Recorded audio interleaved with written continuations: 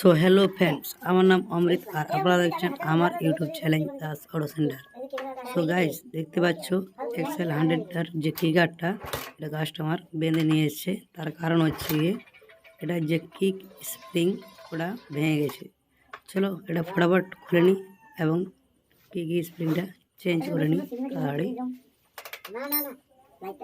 তাহলে কিক স্প্রিংটা ভেঙে যাওয়ার কারণে কাস্টমারের স্টার্ট করতে প্রচুর পরিমাণে প্রবলেম হচ্ছে, কারণ শীতকালে গিয়ে আবার এক্সেল সুপার গাড়ি শীতকালে এমনিতেই স্টার্টিং প্রবলেম হয়, আবার যদি কিক স্প্রিং ভাঙা থাকে তাহলে আরও বেশি প্রবলেম করে, মানে বুঝতে পারছো।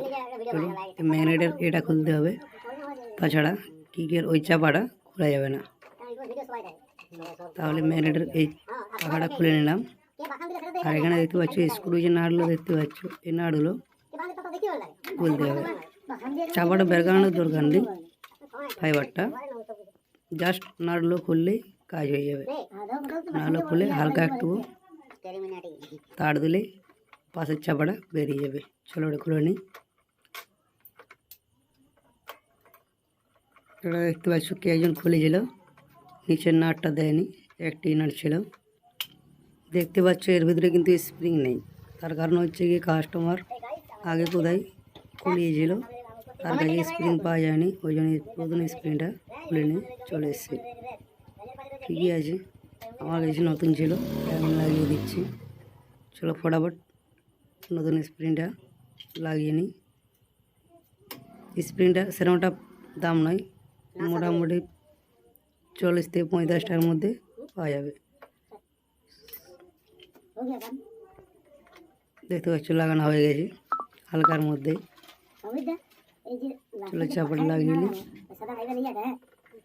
আর ভিডিও যদি ভালো লেগে থাকে তাহলে চ্যানেলটা সাবস্ক্রাইব করে রাখুন এরকম নতুন ভিডিও পাওয়ার জন্য। বুঝতে যদি অসুবিধা হয় কোনো তাহলে মেসেজে জানাতে পারেন যে কীরকম কোয়ালিটির ভিডিও দেবো।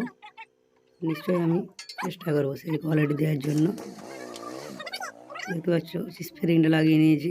এবার চলো ফটাফট যে বাকি যেগুলো খুললাম ঠিকঠাকভাবে লাগিয়ে নিই। দেখতে পাচ্ছ এই পাখাটা, দেখতে পাচ্ছ এই পাখাটার মধ্যে একটা ছোট্ট একটা লক আছে নিচে লক বলতে একটা ছোটো বুসের মতন, ওটা ঠিকঠাকভাবে বসবে তবেই পাখাটা সঠিক পরিমাণে লাগবে, তাছাড়া পাখাটা ঠিকঠাক লাগবে না।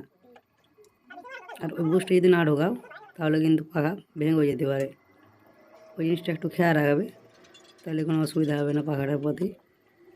আর পাখাটা যদি না দাও, ছোটো ইঞ্জিন তো প্রচুর পরিমাণে গরম হবে। চলো পাখাটা ঠিকঠাকভাবে টাইট দিয়ে তারপর চাপাটা লাগিয়ে নিলে। ভিডিও যদি ভালো লেগে থাকে তাহলে চ্যানেলটা সাবস্ক্রাইব করে রাখুন এবং নিচে লাইক কমেন্ট সাবস্ক্রাইব করে রাখুন। ওকে ফ্রেন্ডস, দেখতে পাচ্ছ প্রায় অলমোস্ট হয়ে গেছে আমার।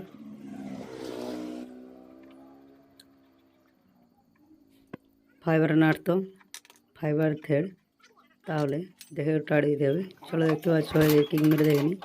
দেখতে পাচ্ছ রিটার্ন ওকে আছে। Okay friends, bye bye.